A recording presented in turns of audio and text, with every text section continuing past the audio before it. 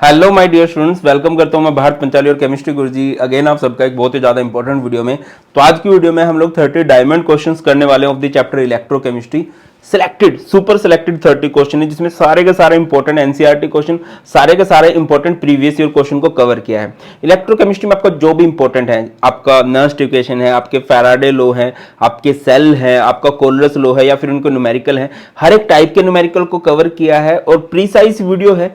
बहुत अच्छे से आपकी तैयारी हो जाएगी, आप देखो इसको, ठीक है। और सिर्फ इसको नहीं देखना है, मैं आपको पर्सनली रिकमेंड करूंगा, आपको चैप्टर का ओवर आइडिया होना चाहिए। उसके लिए वन शॉट आपने जरूर अच्छे से देखा होना चाहिए। और मैंने सारे प्रीवियस ईयर क्वेश्चन की एक वीडियो बना रखी है, उससे आपको बहुत हेल्प मिलेगी।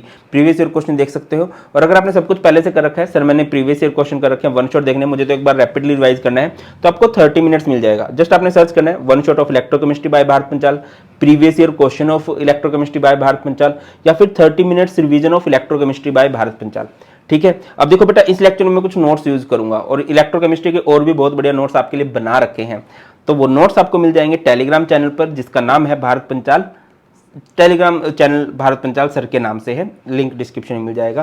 केमिस्ट्री से रिलेटेड कुछ भी डाउट्स आ रहे हैं आप कमेंट्स कर सकते हो, पढ़ता हूं। और आपको यह है कि नहीं सर मुझे तो इंस्टेंट रिप्लाई चाहिए, तो आप मुझे इंस्टाग्राम पर भी मैसेज कर सकते हो। भारत पंचाल 92 मेरा इंस्टाग्राम हैंडल है। और इस चैप्टर की NCERT line by line series आएगी एक दूसरे चैनल पर, जो कि है केमिस्ट्री गुरुजी नीट के नाम से, तो आप उसको भी ज्वाइन कर सकते हो। और हाँ, अगर आप सोच रहे हो कि सर मुझे केमिस्ट्री की बेस्ट बुक चाहिए, तो बेटा जी ये तुम्हारे भारत सर की बुक है और इस बुक में सब कुछ है जो तुम्हें चाहिए। इसमें बढ़िया से एनसीईआरटी को कवर किया गया है, इंपॉर्टेंट क्वेश्चन चाहे वो प्रीवियस ईयर है, प्रीवियस ईयर सारे कवर किए गए हैं। एनसीईआरटी के ट्रिकी क्वेश्चन को बहुत इजीली एक्सप्लेन किया गया है, हर एक क्वेश्चन को डिटेल में एक्सप्लेन है। टॉपर के नोट्स हैं कि टॉपर्स किस तरह से आंसर को रिप्रेजेंट करते हैं।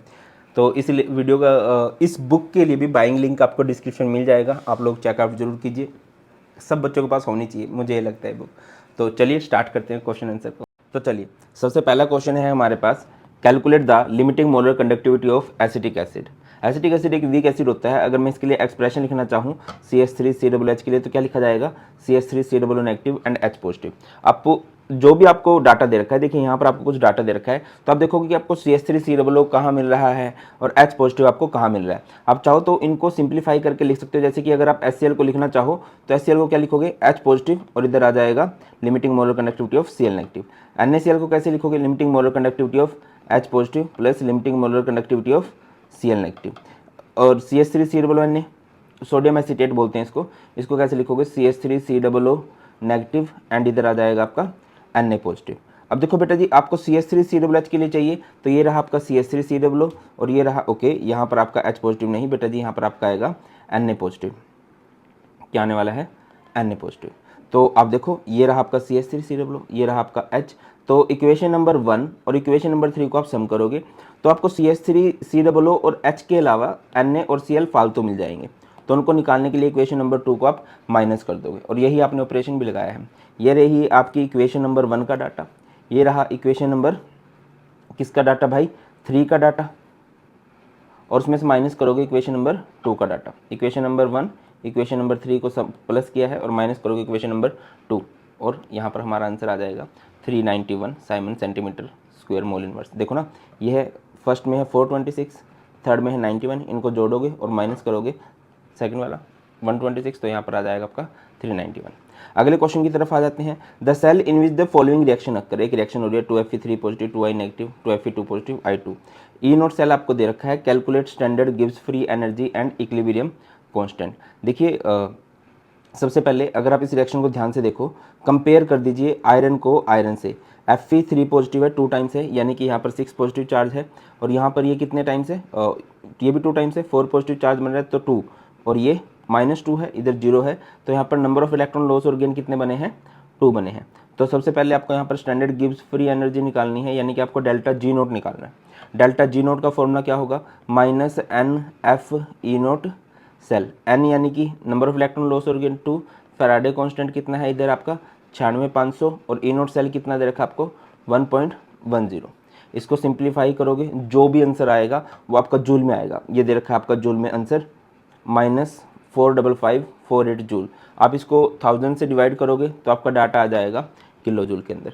फिर आप जब इक्विलिब्रियम कांस्टेंट के लिए सोल्व करने जाओगे तो क्या फॉर्मूला होता है, E0 cell is equal to 0.0591 by n log Kc। तो आपको यहाँ से Kc निकालना है। तो ई नोट सेल आपको दे ही रखा है, कितना दे रखा है भाई? अच्छा ये 1.10 मेरे को वैसे डिफ़ॉल्ट याद रहता है। ई नोट सेल आपको कितना दे रखा था? 0.236। ई नोट सेल कितना दे रखा है? 0.236। एन कितने हैं? 2 हैं। और बाय में आएगा 0.0591 और यहाँ से आ जाएगा बेटा log Kc। ये एनसीईआरटी के क्वेश्चन है, दैट्स वाई थोड़ी सी इनकी कैलकुलेशन डिफिकल्ट होती है। अगर आप प्रीवियस ईयर के क्वेश्चन देखते हो तो उनकी कैलकुलेशन इतनी मुश्किल नहीं होती। ठीक है, तो यहाँ से आपका log Kc आ जाएगा 7.983। ये आपका आ गया log Kc। और जब आप Kc निकाल लोगे तो इस log को अपॉन में लेके जाओगे तो एंटी log निकाल लोगे किसका? 7.983 का। ठीक है, और कितना आएगा भाई जब आप इसको सॉल्व करोगे? 9.616 इंटू 10 की पावर 7। यहाँ से आपका क्या आ गया? इक्विलिब्रियम कांस्टेंट आ जाएगा। अगले क्वेश्चन की तरफ चल लेते हैं। आपको कुछ डाटा दे रखा है, Fe से Fe2 पॉजिटिव, H पॉजिटिव से H2 है। तो आपको E नोट Fe2 पॉजिटिव, यहाँ से आपको क्या निकालना है? आपको इलेक्ट्रोड पोटेंशियल ऑफ सेल निकालना है, EMF ऑफ सेल निकालना है। तो EMF ऑफ सेल कैसे निकाला जाएगा? By using Nernst equation. Okay, बहुत शानदार। तो कर देते हैं भाई। देखिए सबसे पहले आप ई नोट सेल निकाल लोगे। ई नोट सेल क्या होता है? अगर आपको सेल नोटेशन दे रखी है ई नोट राइट माइनस ई नोट लेफ्ट। राइट में आपका क्या है? हाइड्रोजन है। हाइड्रोजन का कितना होता है? 0। माइनस करोगे आयरन, आयरन की वैल्यू कितनी दे रखी है? -0.44। तो ये आ जाएगा 0.44 वोल्ट आ गया। ये हमारा आ गया ई नोट सेल। अब यहाँ पर आप नर्स्ट इक्वेशन लगाओगे। देखिए क्योंकि आपका सब्जेक्टिव पेपर है तो आपको पूरे का पूरा फॉर्मूला लिखना है। तो ई सेल क्या होगा? ई सेल होता है E naught cell minus 0.0591 by n log concentration which undergoes oxidation to the concentration which undergoes reduction. अब ई नोट सेल कितना है बेटा जी? आपका ई नोट सेल है 0.44 माइनस 0.0591 बाई एन। एन निकालना बहुत जरूरी है कि कितने इलेक्ट्रॉन्स का लॉस या फिर गेन हुआ है। आप आयरन को आयरन से कंपेयर कीजिए तो पहले Fe पर 0 चार्ज और फिर कितना चार्ज है? +2। तो यानी कि यहाँ पर कितने का डिफरेंस है? 2 का डिफरेंस है। और H पॉजिटिव से H2 को कंपेयर करो तो यहाँ पर +1 है, यहाँ पर 0 है। यहाँ पर कितना था? 0 से +2 यानी 2 का डिफरेंस है। और यहाँ पर कितने का डिफरेंस है? 1 का डिफरेंस है। जब ये डिफरेंस मैच नहीं करता तो हम इनको मल्टीप्लाई कर देते हैं। 2 × 1 = 2 आ गया। लोग ऊपर लिखोगे जिस पे ऑक्सीडेशन हो रही है, Fe2 पॉजिटिव पे ऑक्सीडेशन हो रही है, H पॉजिटिव पे रिडक्शन हो रही है। बट H पॉजिटिव तो 1 इलेक्ट्रॉन का डिफरेंस बता रहा है, जबकि इलेक्ट्रॉन का डिफरेंस आपका 2 का है। तो इसकी पावर आप 2 करोगे सो दैट कि इलेक्ट्रॉन का डिफरेंस मैच कर पाओ। ठीक है, ये सिंपल याद रखना। Fe2 पॉजिटिव में तो 2 का ही था ना डिफरेंस, तो इसकी कुछ पावर नहीं बनी। बट H पॉजिटिव की पावर आपको क्या बनानी पड़ेगी? 2 बनानी पड़ेगी सो दैट किस डिफरेंस को मैच किया जा सके। आ जाओ, अब आपको कंसंट्रेशन दे रखी है 0.044। ये आपका ई नोट सेल है 0.44 है ना, माइनस 0.0591 बाई 2 लोग Fe2 पॉजिटिव है 0.001। डेसिमल के बाद 3 नंबर है तो 10 की पावर आप -3 कर दोगे। H पॉजिटिव की कंसंट्रेशन 1 है, 1 को 2 टाइम्स करो, 3 टाइम्स करो, 10 टाइम्स करो, वो 1 ही आएगी, उसको लिखने की जरूरत नहीं है। पावर आगे आ जाएगी, पावर आगे आएगी तो ये माइनस और ये माइनस ऑलरेडी प्लस हो जाएगा, है ना। और ये इससे कैंसिल करोगे 0.0295 और ये 3 टाइम्स, है ना। तो यहाँ से इसको सिंपल आउट करोगे तो अप्रोक्स करके 0.53 वोल्ट आ जाएगा। चलो एक क्वेश्चन मैं पूरा करवा भी देता हूँ आपको, जैसे कि ये हमारे पास नर्स्ट इक्वेशन का एक क्वेश्चन दिया हुआ है ना। इस क्वेश्चन को एक बार देख लेते हैं सो दैट कि ना आपको थोड़ी सी वाइब्स आ जाएं कि यार इस क्वेश्चन को हमें करना किस तरह से था। देखो बेटा यहाँ पर ये क्वेश्चन आपके, अरे भाई पेस्ट क्यों नहीं हो रहा? हाँ ये रहा।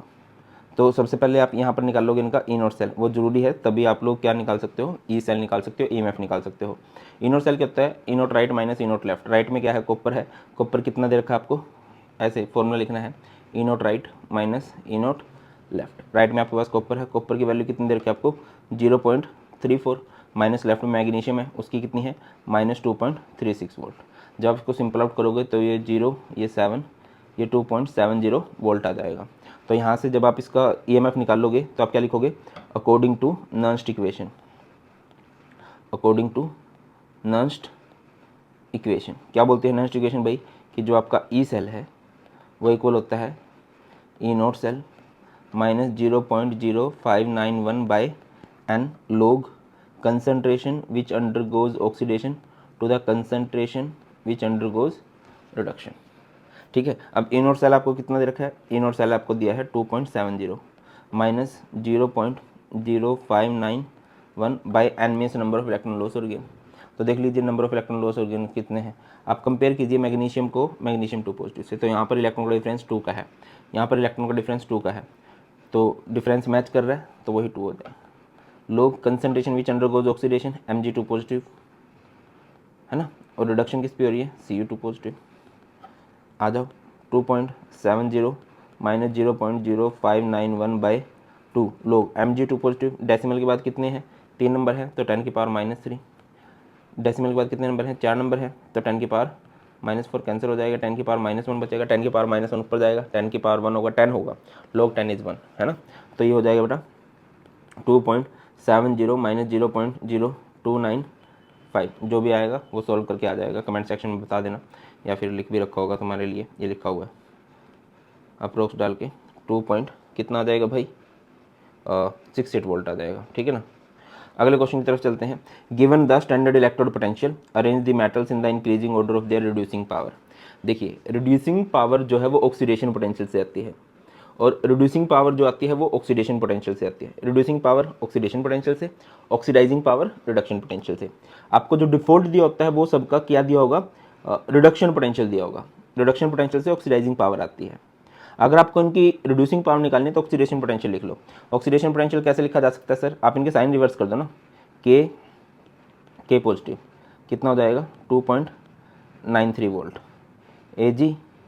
एजी पॉजिटिव सबके साइन चेंज कर दो -0.80 volt, H G 2 positive, reaction के भी साइन चेंज होंगे और वैल्यूज़ के भी साइन चेंज होंगे -0.79 वोल्ट, Mg से Mg2 पॉजिटिव 2.37 वोल्ट, Cr से Cr3 पॉजिटिव कितना हो जाएगा +0.74 वोल्ट। अब ये देखो इंक्रीजिंग ऑर्डर में लगाना है तो यानी कि सबसे पहले सबसे कम, तो सबसे कम कौन है यहाँ पर, ध्यान दीजिए सबसे कम है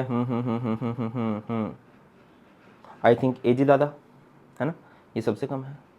उससे थोड़ी सी ज़्यादा इसकी वैल्यू है, उससे थोड़ी ज़्यादा इसकी वैल्यू है, उससे थोड़ी सी ज़्यादा इसकी वैल्यू है, उससे ज़्यादा इसकी वैल्यू है।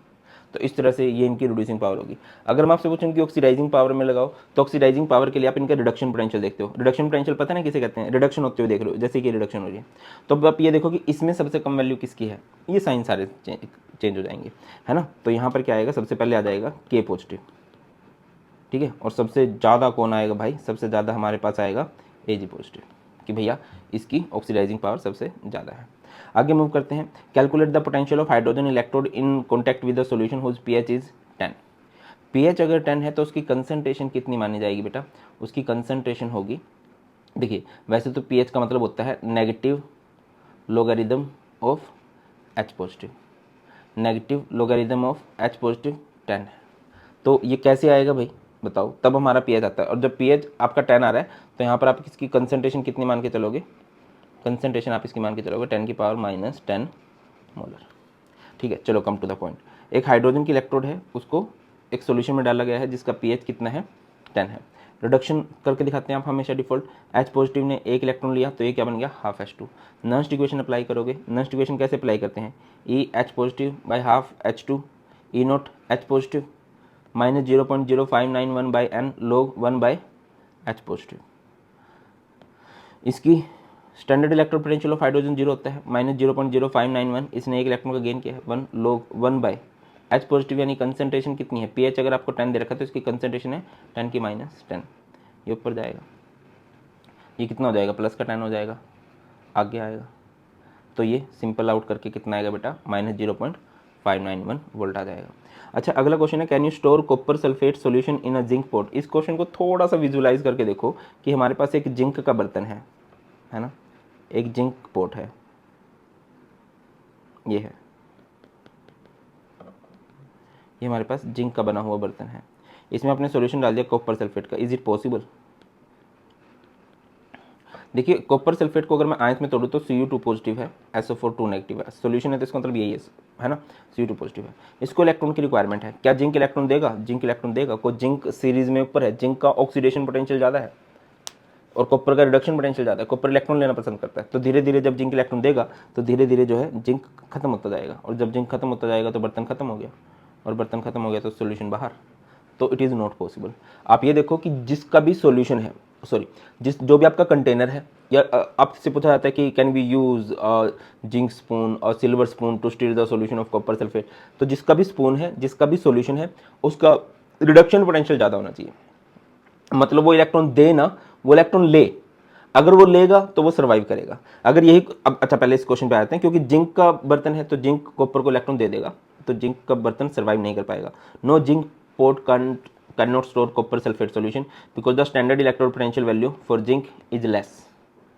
ठीक है, इसका अगर उल्टा हो जाता कि क्या हम एक जिंक सल्फेट के सॉल्यूशन को कॉपर में स्टोर कर सकते हैं? बिल्कुल, कॉपर इलेक्ट्रॉन नहीं देगा, और जब कॉपर इलेक्ट्रॉन नहीं देगा तो वहाँ पर वो सर्वाइव कर जाएगा। इस तरह से भी क्वेश्चन बन जाते हैं। नेक्स्ट क्वेश्चन देखते हैं, हमारे पास नेक्स्ट क्वेश्चन है, conductivity of 0.00241 molar acetic acid solution is this 7.896 10 की power -5 Simon centimetre inverse, calculate its molar conductivity. है ना, अगर आपको लिमिटिंग मोलर कंडक्टिविटी दे रखी है 390.5 Simon centimetre square mole inverse, what would be degree of dissociation and dissociation constant. ये एक तरह से कंप्लीट क्वेश्चन हो जाता है। तो जब भी आप क्वेश्चन करने जाते हो, सबसे पहले आप क्या करते हो कि आपको कौन कौन सा डाटा गिवन है। आपको कंडक्टिविटी दे रखी है, कंडक्टिविटी दे रखी है यानी कि आपको कप्पा गिवन है। कप्पा कितना गिवन है? 7.896 इंटू 10 की पावर -5 साइमन सेंटीमीटर इनवर्स, है ना। आपको सॉल्यूशन की मोलैरिटी भी बता रखी है, यानी कि आपको कंसंट्रेशन गिवन है बेटा। कंसंट्रेशन कितनी गिवन है? 0.00241, है ना, मोलैरिटी। उसके बाद आपको लिमिटिंग मोलर कंडक्टिविटी भी गिवन है। लिमिटिंग मोलर कंडक्टिविटी कितनी गिवन है? 390.5 Simon centimetre square mole inverse. तो सबसे पहले आप क्या निकाल लोगे भैया? इसकी मोलर कंडक्टिविटी निकाल लोगे। मोलर कंडक्टिविटी के बाद ही आप लोग क्या निकाल सकते हो? Degree of dissociation. और जब डिग्री ऑफ डिसोसिएशन आएगा तभी आपको देखिए 3 डाटा सोल्व करने हैं ना यहाँ से, अगर आप क्वेश्चन में पढ़ पा रहे हो। Calculate its molar conductivity, what would be it's degree of dissociation, what would be it's dissociation constant. तो सबसे पहले जब आप मोलर कंडक्टिविटी निकाल लोगे, molar conductivity at given concentration, इसका फॉर्मूला क्या होता है? कप्पा इंटू में 1000 बाय एम, है ना। ये फॉर्मूला हमने लिख भी रखा, kappa into 1000 by M. Kappa कितना दे रखा है? 7.896 10 की पावर -5 1000, और मोलैरिटी दे रखी है 0.00241। जब आप इस सारे को सोल्व कर लोगे तो याद आएगी आपकी 32.76। इसके बाद आप लोग क्या निकाल लोगे? Degree of dissociation alpha. Alpha का फॉर्मूला होता है molar conductivity at given concentration to the limiting molar conductivity, या व्हेन कंसंट्रेशन अप्रोचेस टू 0। अभी molar conductivity at given concentration ये रही, है ना, और लिमिटिंग मोलर कनेक्टिविटी ये रही। जब आप इसको सॉल्व करोगे तो ये आएगा 8.4 इंटू 10 की पावर -2। इसके बाद आप क्या निकालोगे? Dissociation constant, that is Kc। तो ये क्या होता है? C alpha square by 1 minus alpha, where C means होता है मोलैरिटी या कंसंट्रेशन जो आपको गिवन है। कितनी गिवन है कंसंट्रेशन? ये रही 0.00241, है ना। और आपका अल्फा स्क्वायर, अल्फा जो आपका डिग्री ऑफ डिसोसिएशन आपने निकाला है ये रहा, का स्क्वायर बाय में 1 माइनस अल्फा 1 माइनस 8.4 इंटू 10 की पावर -2। इस सारे को सिंपल आउट करोगे तो ये आपका आंसर आएगा। इस तरह चलना है, फॉर्मूला है, फॉर्मूले में वैल्यू जो पुट करनी है, C concentration alpha degree of dissociation का स्क्वायर और 1 माइनस डिग्री ऑफ डिसोसिएशन, ये वाला। अगला क्वेश्चन है, why does the conductivity of a solution decreases with dilution. ये बहुत इंपॉर्टेंट है, इस तरह के एमसीक्यू बन सकते हैं और ये एक ट्रेंड है, आपको याद भी रखना चाहिए।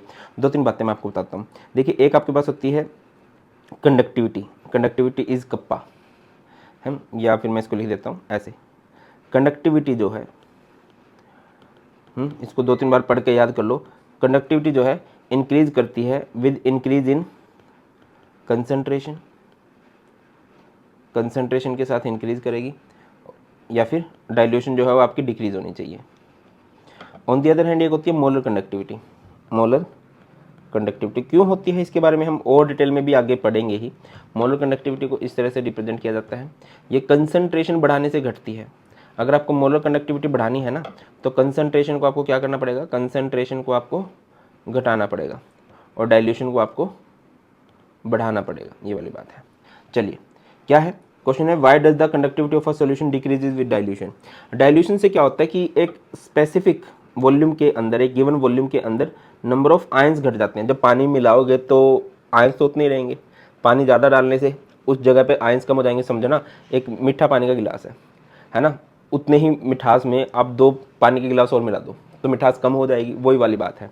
When the concentration is decreased the number of ions per unit volume, important point है ये, number of ions per unit volume carrying the current decreases on dilution.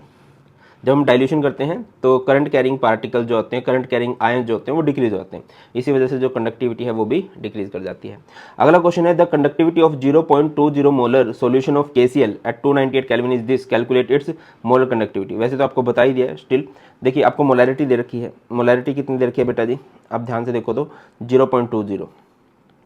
उसके अलावा आपको कंडक्टिविटी दे रखी है, कंडक्टिविटी इज कप्पा कितनी दे रखी है 0.0248 साइमन सेंटीमीटर इनवर्स। तो यहाँ से आप मोलर कंडक्टिविटी निकाल लोगे। फॉर्मूला क्या होता है कप्पा इंटू में 1000 बाई एम। कप्पा कितना दे रखा है, kappa is conductivity 0.0248 into 1000 by M 0.20। तो यहाँ से आपकी आ जाएगी मोलर कंडक्टिविटी। आगे मूव करते हैं। The resistance of a conductivity cell containing 0.001 molar, ये आपको मोलैरिटी दे रखी है और ये आपको रेजिस्टेंस दे रखी है। What is the cell constant if the conductivity of 0.001 molar KCl solution at 298 kelvin is, conductivity दे रखी है भाई। तो कैसे किया जाए बताओ। देखिए रेजिस्टेंस का अगर आपको फॉर्मूला याद हो, रेजिस्टेंस क्या होता था, रेजिस्टेंस इज रो इंटू में L बाय ए। और आपकी जानकारी के लिए बताता चलूँ कि जो L बाय ए होता है वही क्या होता है, सेल कांस्टेंट होता है। L बाय ए को ही हम लोग सेल कांस्टेंट बोलते हैं।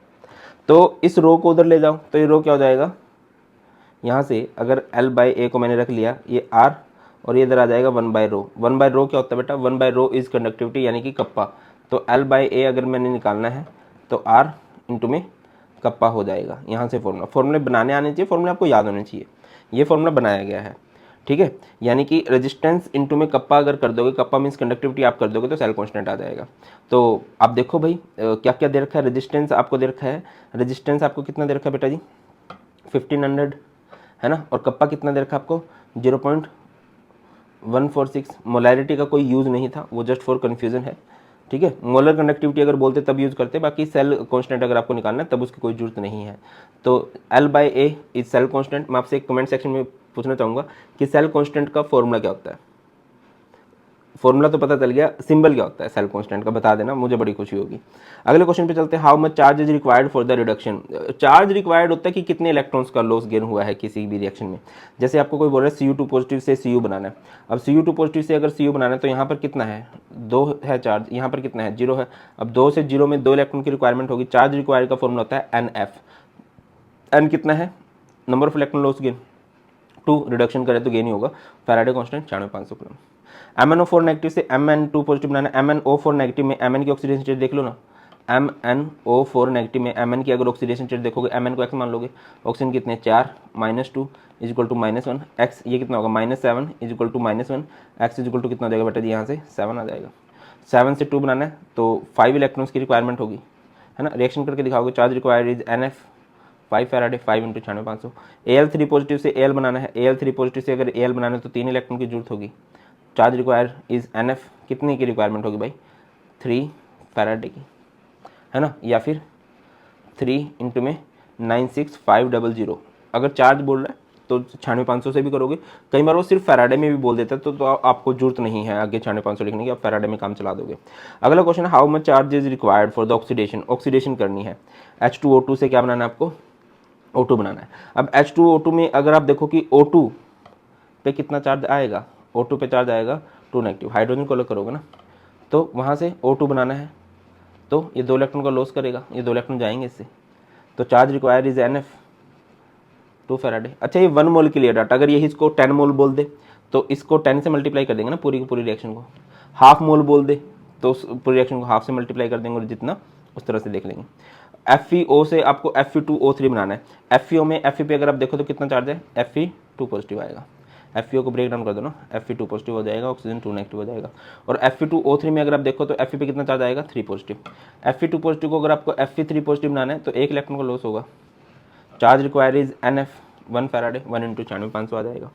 अगला क्वेश्चन है राइट द केमिस्ट्री, ये आ सकता है। Write the chemistry of recharging the lead storage battery highlighting all the material that are involve. देखो यार एक डिस्चार्जिंग की रिएक्शन याद कर लो, रिचार्जिंग की अपने आप हो जाएगी, या फिर रिचार्जिंग तो फिर भी डिफ़ॉल्ट नहीं होती है, डिस्चार्जिंग डिफ़ॉल्ट है ना, हम डिस्चार्ज ही करते होते हैं ज़्यादा। तो कंसेप्ट समझने का प्रयास कीजिएगा आप लोग, मैं थोड़ा सा करा रहा हूँ। डिस्चार्जिंग में क्या होगा, देखिए एट एनोड लेड होता है। लेड बेटा जी यहाँ पर 2 इलेक्ट्रॉन देके क्या बन जाता है, Pb2 पॉजिटिव, 2 इलेक्ट्रॉन दे देता है और वो Pb2 पॉजिटिव जुड़ता है SO4 2 नेगेटिव के साथ, तो ये क्या बन जाता है PbSO4। अगर मैं बात करता हूँ एट कैथोड की, कैथोड पर क्या होगा, कैथोड पर आपका PbO2 होता है। PbO2 2 इलेक्ट्रॉन लेता है, PbO2 में Pb पे +4 है, 2 इलेक्ट्रॉन लेकर वो Pb2 पॉजिटिव बनता है। इसके अलावा सॉल्यूशन में 4H पॉजिटिव भी है, इसके अलावा सॉल्यूशन में SO4 2 नेगेटिव है। कंसेप्ट से बात होता क्या है, ये 4H पॉजिटिव यहाँ से ऑक्सीजन के साथ जुड़ के क्या बन जाता है 2H2O। यहाँ पर Pb पे बचता है +4 से 2 इलेक्ट्रॉन अगर ले लेगा Pb2 पॉजिटिव बनेगा, फिर वो SO4 के साथ जुड़ के क्या बनता है PbSO4 बनता है। ये कैथोड रिएक्शन हुई, और जब हम इसको जोड़ के लिख देंगे तो ओवरऑल से रिएक्शन हो जाएगी, अपोजिट साइड की सेम चीज़ें कैंसिल हो जाएंगी, 2 इलेक्ट्रॉन से 2 इलेक्ट्रॉन, बाकी कुछ भी कैंसिल नहीं होगा। Pb plus PbO2 plus 4H positive plus 2SO4 2 negative gives 2 times of PbSO4 plus 2H2O। अब जब आप ये रिएक्शन कब होती है बेटा जी, ये रिएक्शन आपको देखने को मिलती है ड्यूरिंग डिस्चार्जिंग, जब ये जो सेल है ये खत्म हो रहा है ड्यूरिंग डिस्चार्जिंग। जब आप इसी को रिचार्ज करोगे ना तो रिएक्शन उल्टी हो जाएंगी और एनोड कैथोड बन जाती है, कैथोड एनोड बन जाती है। जैसे कि आपकी पहली एनोड है ना, ये बन जाएगी एट कैथोड,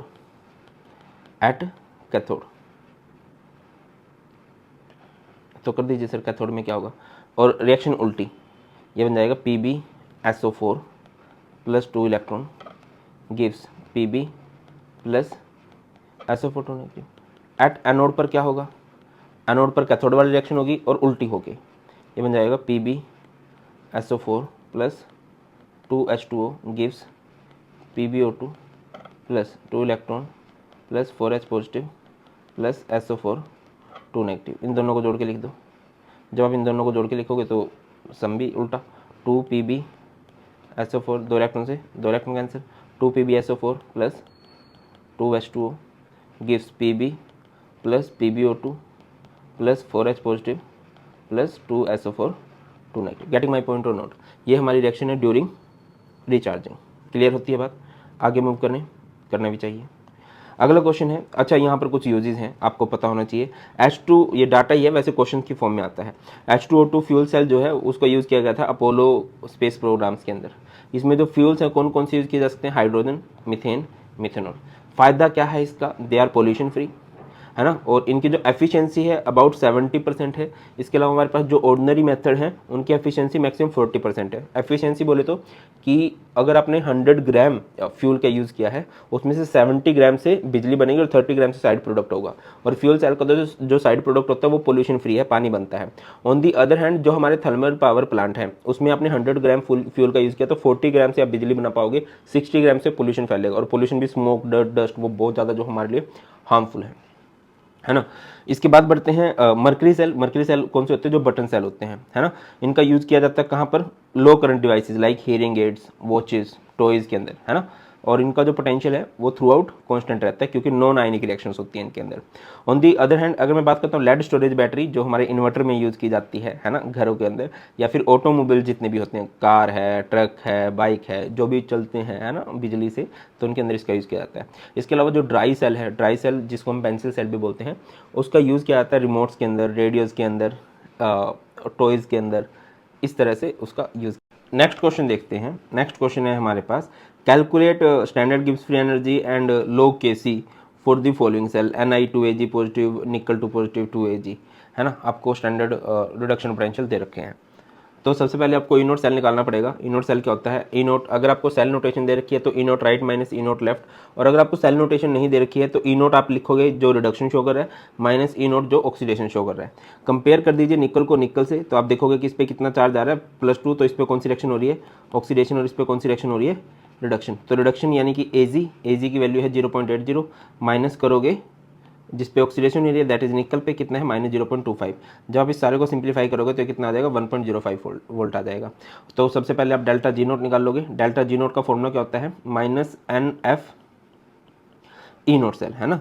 -N मतलब नंबर ऑफ इलेक्ट्रॉन लॉस और गेन। आप कंपेयर कर दीजिए किसको किससे, निकल को निकल से, 2 का डिफरेंस है, Ag को Ag से, 2Ag पॉजिटिव, ये प्लस जो है 2 टाइम्स है यानी कि इधर +2 है, और ये इधर 0 है, तो 2 का डिफरेंस आएगा, तो बेटा जी आ जाएगा 2। फैराडे कांस्टेंट की वैल्यू है 96,500 और ई नॉट सेल आपने ऊपर कैलकुलेट किया 1.05, जो भी आएगा वो जूल में आंसर आएगा। अगर आप नोटिस कर पा रहे हो ये रहा -202650 जूल पर मोल।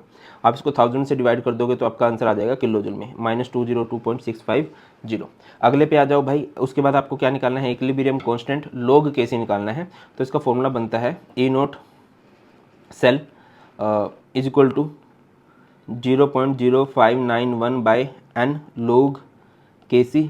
ई नोट सेल कितना है आपका 1.05, n कितना है 2 और बाय में 0.0591 is equal to log Kc। ठीक है, आपको Kc निकालना जनरली नहीं आता, वो क्वेश्चन एनसीईआरटी का था, दैट्स वाई उसमें था, ये प्रीवियस ईयर का है। तो आपको log Kc निकालना आता है। और log Kc की वैल्यू कितनी आ गई है बेटा जी यहाँ से, अगर आप नोटिस करो तो ये आपकी वैल्यू आ गई है log Kc की। ठीक है, नहीं सर फिर भी अगर मुझे Kc करना है तो Kc को रख लोगे, ये आएगी वैल्यू। तो अगर आप इधर क्या रख लोगे Kc और ये log उधर चला जाएगा, ये बन जाएगा एंटी log ऑफ 35.53। इस तरह से अगले क्वेश्चन पे आ जाओ। Give 2 points of differences between electrochemical cell and electrochemical cell. Very nice question. Electrochemical cell and यहाँ पर क्या आएगा आपका, यहाँ पर आने वाला है इलेक्ट्रोलिटिक सेल। हो जाता है, इंसान गलतियों का पुतला है, होती रहती हैं गलतियाँ। इलेक्ट्रोलिटिक सेल, तो इलेक्ट्रोकेमिकल सेल क्या होता है bro, which convert chemical energy into electrical energy, जो केमिकल से इलेक्ट्रिकल बनाता है। और ये क्या करता है, इलेक्ट्रिकल से केमिकल बनाता है। इंपॉर्टेंट बात कि इसके अंदर जो रेडॉक्स रिएक्शन आपको देखने को मिलती है इलेक्ट्रोकेमिकल में, वो स्पॉन्टेनियस है, अपने आप होती रहती है। इसकी रिएक्शन नॉन स्पॉन्टेनियस है। नॉन स्पॉन्टेनियस है तभी तो बिजली की रिक्वायरमेंट है, सो दैट की वो रिएक्शन होती रहे। ठीक है, इसमें एनोड नेगेटिव होता है, कैथोड पॉजिटिव होता है। इसमें एनोड पॉजिटिव होता है, कैथोड नेगेटिव होता है। मैंने इसको याद रखा हुआ है, इलेक्ट्रोकेमिकल सेल को याद रखिए किससे, लोन से। बिजली बनानी है ना इसमें, तो लोन लेना पड़ेगा। और इसमें बिजली बन गई, बिजली होती है ऑलरेडी, तो करंट लगता है, करंट लगता है तो पैनिक होता है। यहाँ से ये शॉर्टकट होते हैं जो आपको काम आएंगे। कैसे बेटा, लोन लेफ्ट में ऑक्सीडेशन होगी, एनोड पर नेगेटिव चार्ज होगा। Positive terminal is anode, negative terminal is cathode. अच्छा एक चीज़ मैं बता दूं कि अगर कभी भी ई एक्सटर्नल, आपने एक्सटर्नल पोटेंशियल ज़्यादा कर दिया है ई नोट सेल से, हमारे सेल के पोटेंशियल से, तो वो जो सेल है वो हमारा इलेक्ट्रोलिटिक सेल की तरह बिहेव करेगा। ठीक है, अगर हमारा बाहर से अप्लाई किया गया पोटेंशियल बराबर हो ई नोट सेल के, तो यहाँ पर सेल स्टॉप वर्किंग, यहाँ पर सेल ने काम करना बंद कर देना है। ठीक है, और अगर कभी भी आपका ई एक्सटर्नल कम रह जाए ई नोट सेल से, हमारा स्टैंडर्ड इलेक्ट्रोड पोटेंशियल ज़्यादा हो, तो यहाँ पर सेल बिहेव नॉर्मली। यहाँ पर हमारा जो सेल है बेटा वो नॉर्मली बिहेव करता है। आगे मूव करो। Calculate EMF of the following cell at 298 kelvin. EMF निकालना है, ईएमएफ यानी कि ई सेल निकालना है बाय यूजिंग नॉनस्ट इक्वेशन। तो सिंपल है ना। तो सबसे पहले तो आप ई नोट सेल निकाल लोगे। ई नोट सेल का फॉर्मूला क्या होता है, अगर आपको सेल रिएक्शन दे रखी है तो ई नोट रिडक्शन माइनस ई नोट ऑक्सीडेशन। रिडक्शन किस पे हो रही है कर दीजिए, क्रोमियम से क्रोमियम को देखोगे तो यहाँ पर तो ऑक्सीडेशन हो रही है। Fe2 पॉजिटिव से Fe को देखोगे तो यहाँ पर रिडक्शन हो रही है। तो Fe वाली वैल्यू -0.44 माइनस करोगे क्रोमियम की वैल्यू -0.74, तो बेटा जी आपका ई नोट सेल कितना आ जाएगा 0.30 वोल्ट आ जाएगा।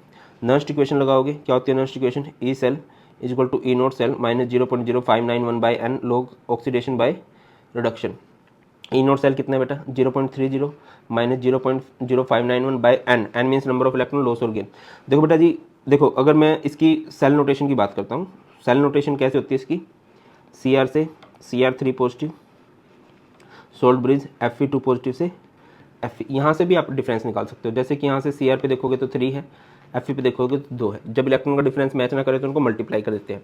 बट सेल रिएक्शन से जनरली डिफरेंस हमें पता चल ही जाता है। आप यहाँ पर देखो क्रोमियम से क्रोमियम 3 पॉजिटिव है, यहाँ पर 0 चार्ज है, ये +3 2 टाइम्स है, ये 6 ही है। और अगर यहाँ पर देखूँ Fe2 पॉजिटिव से Fe, ये +2 3 टाइम्स है, यानी कि ये भी 6 है। तो n कितना आ गया 6 आ गया। यहाँ पर इलेक्ट्रॉन का लॉस और गेन कितना हो गया 6 का हो गया। Concentration which undergoes oxidation, oxidation जिस पे हो रही है उसकी आयनिक फॉर्म लिखनी होती है, यानी कि Cr3 पॉजिटिव। और इस इंटू में इसका कोफिशिएंट कितना है 2 है। अगर आपको कोफिशिएंट नहीं भी दिया होता तब भी आपको पता होता, कैसे पता होता, इलेक्ट्रॉन का डिफरेंस 6 का है जबकि उसके ऊपर चार्ज कितना आ रहा है 3 पॉजिटिव, तो उस डिफरेंस को मैच करने के लिए उसकी पावर ज़्यादा करनी पड़ती है। नीचे आएगा Fe2 पॉजिटिव, और Fe2 पॉजिटिव की पावर क्या करोगे भाई, Fe2 पॉजिटिव की पावर आप करोगे 3, सो दैट कि उस डिफरेंस को हम मैच कर सकें। तो ई नॉट सेल आपका 0.30 0.0591/6 लोग। Cr3 पॉजिटिव की कंसंट्रेशन कितनी है 0.01 है। डेसिमल के बाद 2 नंबर है तो 10 की पावर -2 करोगे, उस पूरे की पावर 2 करोगे, बाय Fe2 पॉजिटिव 0.1, डेसिमल के बाद 1 नंबर है। डेसिमल के बाद जितने नंबर होते हैं 10 की पावर उतनी माइनस कर देते हैं, 10 की पावर -1 और इसकी पावर क्या कर दोगे बेटा जी यहाँ पर 3 कर देने वाले हो। आगे बढ़ो भाई, नेक्स्ट क्या होगा, बस ये 10 की पावर -4 ये 10 की पावर -3 कैंसिल हो जाएगा, ये पावर आगे आएगी है ना। यहाँ पर क्या बचेगा, अगर आप ऑब्जर्व करो तो यहाँ पर बचेगा log 10 की पावर -1, पावर आगे आएगी -1 तो ये प्लस हो जाएगा 0.30 0.0591/6 अप्रोक्स करके कितना आएगा 0.31 वोल्ट। यहाँ से आंसर आ जाएगा। अगला क्वेश्चन है डिफाइन कोलरस लो। कोलरस लो बात करता है लिमिटिंग मोलर कंडक्टिविटी की। किसी भी इलेक्ट्रोलाइट की अगर आपको लिमिटिंग मोलर कंडक्टिविटी निकालनी है तो वो डिपेंड करती है उनकी आयंस पे। यही है limiting molar conductivity of an electrolyte can be represented by the sum of individual contribution of anion and cation. कोई भी है लाइक आपको लिमिटिंग मोलर कंडक्टिविटी निकालनी है ऑफ HCl तो इसकी लिमिटिंग मोलर कंडक्टिविटी आयंस पे यानी कि H positive plus limiting molar conductivity of Cl negative. आपको NaCl की लिमिटिंग मोलर कंडक्टिविटी निकालनी है तो कैसे होगी Na पॉजिटिव और Cl नेगेटिव इन दोनों का सम। एप्लीकेशंस की बात करें तो हम लिमिटिंग मोलर, देखिए जो वीक इलेक्ट्रोलाइट होते हैं ना उनकी लिमिटिंग मोलर कंडक्टिविटी नॉर्मली नहीं निकाली जा सकती, तो उसमें हेल्प करती है कौन, Kohlrausch law. We can calculate limiting molar conductivity of weak electrolyte. Degree of dissociation निकाल सकते हैं, degree of dissociation molar conductivity by limiting molar conductivity, molar conductivity at given concentration by limiting molar conductivity. यहाँ से आप लोग क्या भी निकाल सकते हो बेटा जी, आप डिसोसिएशन कांस्टेंट निकाल सकते हो। Dissociation constant is K, formula होता है C alpha square by 1 minus alpha, where C means concentration molarity और अल्फा का मतलब होता है डिग्री ऑफ डिसोसिएशन जो आपने ऊपर कैलकुलेट की है। Define molar conductivity. Molar conductivity किसे कहते हैं, मोलर कंडक्टिविटी का सिंबल होता है ये वाला। सिंपल सी डेफिनेशन होती है मोलर कंडक्टिविटी के मेरे अकॉर्डिंग तो it is the conductivity of all the ions produced by 1 mole of electrolyte. 1 mole electrolyte से जितनी भी कंडक्टिविटी बनेगी वो ही मोलर कंडक्टिविटी है। बाकी बुकिश लैंग्वेज के अकॉर्डिंग अगर मैं डेफिनेशन करूँ तो क्या होगी, molar conductivity of a solution at volume V is the conductivity of all the ions produced by 1 mole of the electrolyte dissolved in V cm³ of the solution. When the electrodes are 1 cm apart and their area of the electrodes is 1 cm² large ही लिया जाता है, ठीक है ना। तो molar conductivity का formula क्या होता है, कप्पा इंटू में 1000/m। Simple, it is the conductivity of all the ions produced by 1 mole of electrolyte. इस तरह से याद कर लो। उसके बाद कंडक्टिविटी की बात करते हैं। कंडक्टिविटी क्या होता है, it is the reciprocal of resistivity, है ना। और इसका सिंबल होता है कप्पा, कप्पा इज 1/ρ। फॉर्मूला होता है G इंटू में L/A, G इंटू में L/A, वेयर L/A क्या होता है, सेल कांस्टेंट बोलते हैं और सेल कांस्टेंट को हम लोग किससे रिप्रेजेंट करते हैं, L/A इज G*, ठीक है। तो 2-3 बातें, conductivity and molar conductivity increases with increasing temperature. क्यों, as degree of ionization increases. Temperature बढ़ाएंगे तो चाहे कंडक्टिविटी हो चाहे मोलर कंडक्टिविटी दोनों ही बढ़ती हैं। Conductivity always decreases with decrease in concentration. बताई है ये बात मैंने थोड़ी देर पहले लिखवाई थी। क्यों, क्योंकि नंबर ऑफ आयंस पर सेंटीमीटर क्यूब जो है वो डिक्रीज कर जाते हैं। ऑन दी अदर हैंड अगर मैं बात करता हूँ मोलर कंडक्टिविटी की, molar conductivity increases with decrease in concentration, ठीक है। क्यों होता है, देखिए मोलर कंडक्टिविटी का फॉर्मूला क्या है, मोलर कंडक्टिविटी का फॉर्मूला होता है कप्पा इंटू में 1000/m। मोलर कंडक्टिविटी में और मोलैरिटी में इन्वर्स का रिलेशन है, तो अगर मोलैरिटी बढ़ेगी कंसंट्रेशन बढ़ेगी तो मोलर कंडक्टिविटी घटी जाती है, ठीक है। या फिर इसको और ज़्यादा आगे करना चाहो मोलर कंडक्टिविटी को, कप्पा इंटू में 1000/m को क्या लिख सकता हूँ, N/V, वी ऊपर चला जाएगा। वॉल्यूम बढ़ाओगे तब मोलर कंडक्टिविटी बढ़ती है। तो याद रख लेना मोलर कंडक्टिविटी और कंडक्टिविटी दो अलग अलग है। मोलर कंडक्टिविटी आप फॉर्मूले से भी याद रख सकते हो, ठीक है ना। अब होता क्या है, मोलर कंडक्टिविटी जो है वो डिक्रीज करती है, इंक्रीज करती है विद डिक्रीज इन कंसंट्रेशन। क्यों, because the total volume of solution containing 1 mole of electrolyte also increase. Volume बढ़ जाता है अगर आप डाइल्यूशन बढ़ाओगे या कंसंट्रेशन कम करोगे, ठीक है। और अगर रिलेशन की बात करें मोलर कंडक्टिविटी में और कंसंट्रेशन में, आप देखो जैसे जैसे कंसंट्रेशन बढ़ रही है, जैसे जैसे कंसंट्रेशन बढ़ती है बेटा मोलर कंडक्टिविटी की वैल्यू कम होती जाती है। बाकी स्ट्रॉन्ग इलेक्ट्रोलाइट जो है, अगर आप कंसंट्रेशन को कम, मैं इस ग्राफ को समझाता हूँ क्योंकि इस ग्राफ से रिलेटेड बहुत ज़्यादा चांस है कि आपका क्वेश्चन बन ही जाए। थोड़ा सा आराम से देख लेते हैं इसको। देखो बेटा ये है। अब जो स्ट्रॉन्ग इलेक्ट्रोलाइट होता है ना, उसकी जो मोलर कंडक्टिविटी है वो थोड़ी थोड़ी बढ़ती है अगर आप कंसंट्रेशन घटाते हो। ऐसा क्यों? क्योंकि सिंपल है, यहाँ पर क्या होगा, डिग्री ऑफ आयनाइजेशन नहीं बढ़ेगी, यहाँ पर सिर्फ वॉल्यूम बढ़ता है, और वॉल्यूम बढ़ाने से मोलर कंडक्टिविटी बढ़ती है। अगर मैं वीक इलेक्ट्रोलाइट के लिए बात करूँ, जब वीक इलेक्ट्रोलाइट की मैं कंसंट्रेशन घटाता हूँ तो मोलर कंडक्टिविटी बहुत ज़्यादा बढ़ती है, और इवन एक टाइम पे तो पैरेलल टू वाई एक्सिस हो जाती है। ऐसा क्यों होता है? क्योंकि वीक इलेक्ट्रोलाइट के केस में डिग्री ऑफ आयनाइजेशन भी बढ़ती है। वीक इलेक्ट्रोलाइट में जब आप पानी डालोगे ना, धीरे धीरे धीरे धीरे आयंस बढ़ते जाते हैं। स्ट्रॉन्ग इलेक्ट्रोलाइट क्या होते हैं, आप उसमें पानी डाल के आयंस नहीं बढ़ा सकते, वो स्टार्टिंग में ही 100% डिसोसिएट हो जाता है, तो उसमें और ज्यादा आयंस बनने नहीं वाले हैं। ये एक मेजर रीजन होता है स्ट्रॉन्ग और वीक इलेक्ट्रोलाइट की मोलर कंडक्टिविटी के ग्राफ में विद रिस्पेक्ट टू कंसेंट्रेशन। ठीक है, अगला है ये क्वेश्चन आ गया, x and y are two electrolyte on dilution. जब पानी डाला गया, molar conductivity of x increases 2.5 times and y increases 25 times. अब खुद से बताओ 25 टाइम्स किसकी बड़ी होगी? वीक इलेक्ट्रोलाइट की। y is a weak electrolyte, as the concentration of weak electrolyte is reduced more of its ionization, hence a weak electrolyte show a very large increase in conductivity with dilution. A strong electrolyte shows a small increase in conductance with dilution because a strong electrolyte is completely dissociated in solution. So the number of ions remains constant. Strong electrolyte के case में number of ions नहीं बढ़ते हैं, weak electrolyte के case में number of ions भी बढ़ते हैं। ये एक मेजर रीजन है। अगला है फैराडे लॉ ऑफ इलेक्ट्रोलिसिस की। अगर मैं बात करता हूं बेटा, फैराडे लॉ ऑफ इलेक्ट्रोलिसिस क्या बोलता है? During electrolysis amount of a substance deposited और liberated at any electrode is directly proportional to the quantity of charge pass through the electrolyte. कि अगर आप कोई देखो सेटअप लगाते थे ना, हम लोग इलेक्ट्रोड्स लेते थे, उसको एक सॉल्यूशन में लिया जाता था और बैटरी से कनेक्ट करते थे, फिर इनके ऊपर कुछ ना कुछ मास डिपॉजिट होता था या कोई ना कोई गैस लिबरेट होती थी। अब कितना मास डिपॉजिट होगा, कितनी गैस लिबरेट होगी, डिपेंड करता है कि मैं चार्ज कितना पास करा रहा हूँ। वही वाली बात है ना कि आपके मार्क्स कितने आएंगे, डिपेंड करता है कि आप कितनी मेहनत कर रहे हो। ये वाली बात है। During electrolysis the amount of substance deposited और liberated at electrodes is directly proportional to the quantity of charge pass. W is directly proportional to Q, Q की वैल्यू निकाली गई, Q is I into T, कितना current pass कराया है, कितने time के लिए पास कराया है, और टाइम आपको सेकंड्स में लेना है। Z इलेक्ट्रोकेमिकल इक्विवेलेंट है, और कभी भी अगर आपको Z की वैल्यू निकालनी है तो बेटा जिसका फॉर्मूला होता है molar mass by N into F। आगे मूव करते हैं, Faraday second law of electrolysis. Faraday का सेकंड लॉ क्या बोलता है कि अगर आपने दो अलग अलग इलेक्ट्रोलाइट्स लिए, उनको सीरीज में कनेक्ट किया, बराबर इलेक्ट्रिसिटी पास कराई, तो क्या दोनों बराबर डिपॉजिट होंगे? नहीं। अगर दो अलग अलग इलेक्ट्रोलाइट हैं, दोनों कितने डिपॉजिट होंगे डिपेंड करता है कि मैं उनका इक्विवेलेंट मास कितना है। यही है, देखो द अमाउंट ऑफ अब मैं 10 अलग अलग बच्चों को पढ़ा रहा हूँ, सबके मार्क्स सेम नहीं आएंगे, जबकि मैं सबको सेम पढ़ा रहा हूँ। इट डिपेंड्स कि आप खुद कितना हार्डवर्क कर रहे हो, ये भी बातें आ जाती हैं, है ना। रिटेनिंग पावर कितनी है, प्रैक्टिस कितनी करी है, ये है। The amount of different substance liberated by the same quantity of electricity passing through the electrolytic solution are proportional to their chemical equivalent weight. W1 कितना डिपॉजिट होगा? Equivalent weight of first. Second कितना deposit होगा? Equivalent weight of second. ठीक है ना। अगला question है, the conductivity of 0.20 mole per litre solution of KCl। Conductivity दे रखी है, कितनी दे रखी है? कप्पा दे रखा है 2.48 इंटू 10 की पावर -2, और मोलैरिटी दे रखी है, कंसंट्रेशन दे रखी है 0.20 मोल पर लीटर।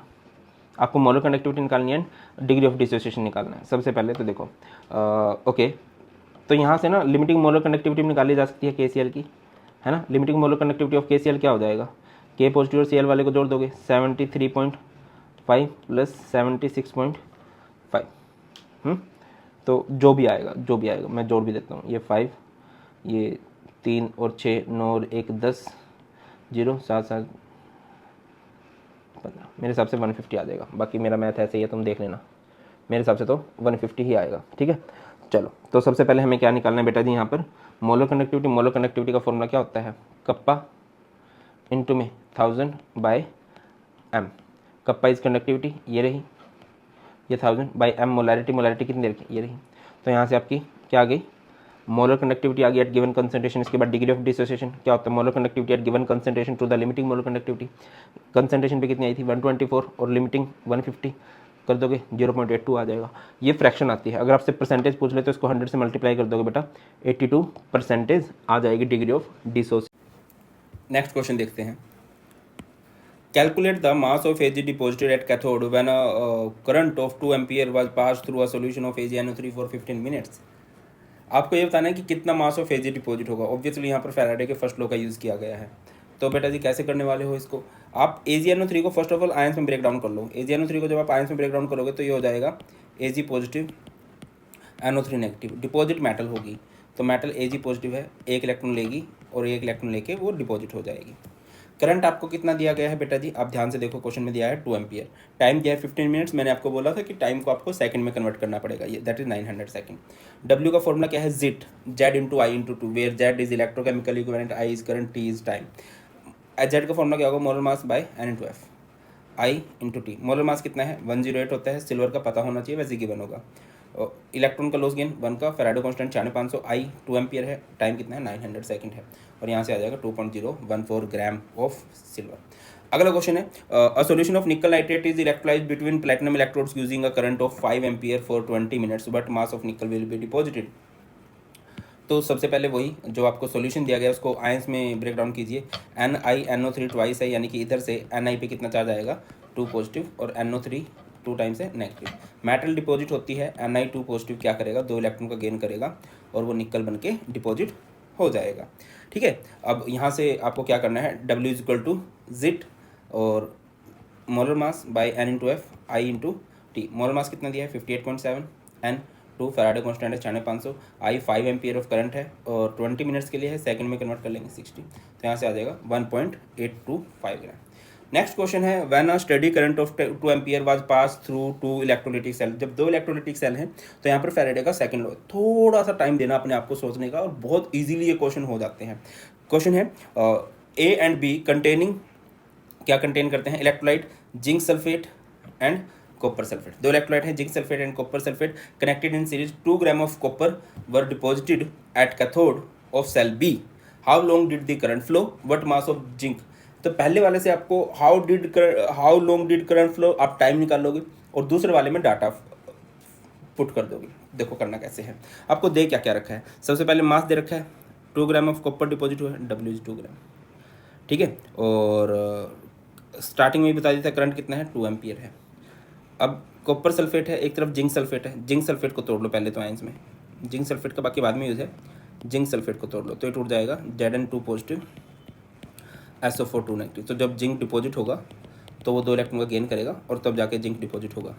और कॉपर सल्फेट की बात करूँ तो कॉपर सल्फेट भी ब्रेक डाउन होगा किस में, कॉपर 2 पॉजिटिव में, SO4 2 नेगेटिव में।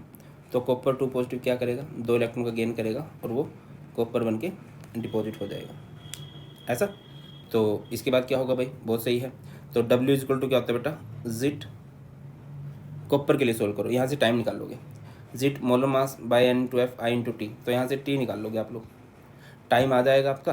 कैसे आएगा sir time, W is equal to क्या है, जिट है, जिट यानी molar mass by N into F into में आई इंटू में टी। तो टाइम क्या हो जाएगा, W 2 है, मोलर मास N कितना है 2 है, फैराडे कांस्टेंट कितना है 96500 है, और मोलर मास कितना है कॉपर का 63.5 इंटू में आई।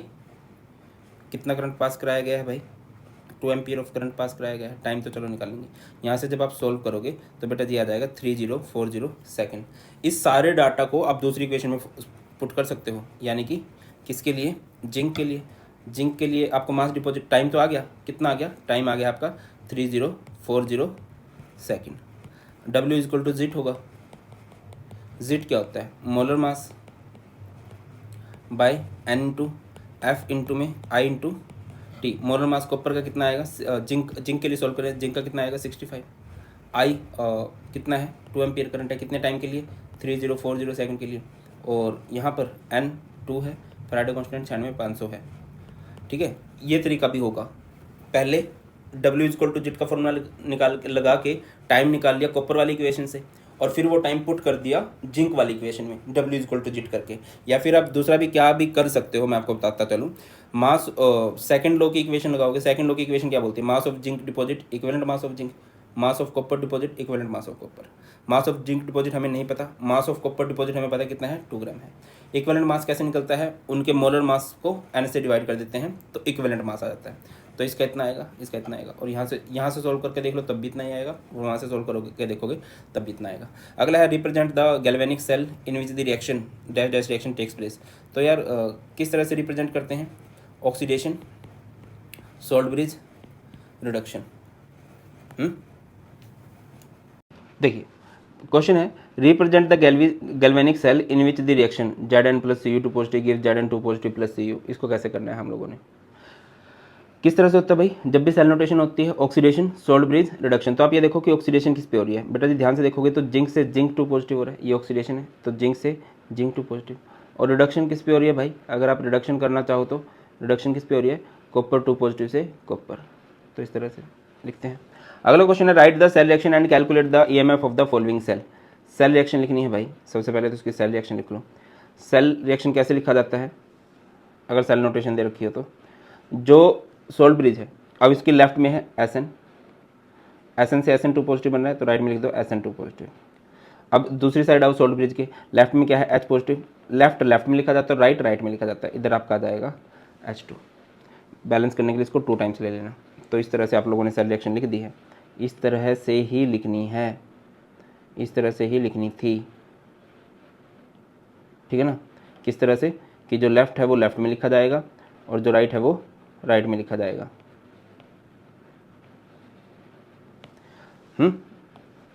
लेफ्ट में, राइट में, बस। तो अब आपको ईएमएफ निकालना है। ईएमएफ निकालना है तो नॉन इक्वेशन का यूज़ करोगे तो उसके लिए पहले ई नोट सेल निकालना पड़ेगा। ई नोट सेल क्या होता है? ई नोट राइट माइनस ई नोट लेफ्ट। राइट में क्या है? राइट में है आपका हाइड्रोजन जिसका 0 होता है, माइनस लेफ्ट में क्या है? टीन, और टीन का कितना दे रखा है? माइनस 0.14। तो आपका सेल का पोटेंशियल आ जाएगा, स्टैंडर्ड इलेक्ट्रॉन पोटेंशियल 0.014 नहीं आएगा, 0.14 आएगा, 0.14। तो बस पुट करो, फॉर्मूला लगाओ। नॉन इक्वेशन का फॉर्मूला क्या है? E cell is equal to E naught cell minus 0.0591 by N log concentration which undergoes oxidation to the concentration which undergoes reduction. E naught cell कितना है? 0.14, ये 0.0591 बाई 2 कहाँ से आया सर? देखो आप कंपेयर कर दो टीन को टीन से, 2 का डिफरेंस है। कंपेयर कर दो H पॉजिटिव से H2, यहाँ पे 1 का डिफरेंस है। जब डिफरेंस मैच नहीं करते तो उनको मल्टीप्लाई कर दिया करते हैं, तो 2 आ गया। लोग concentration which undergoes oxidation tin पे हो रही है, रिडक्शन किस पे हो रही है? H positive pay.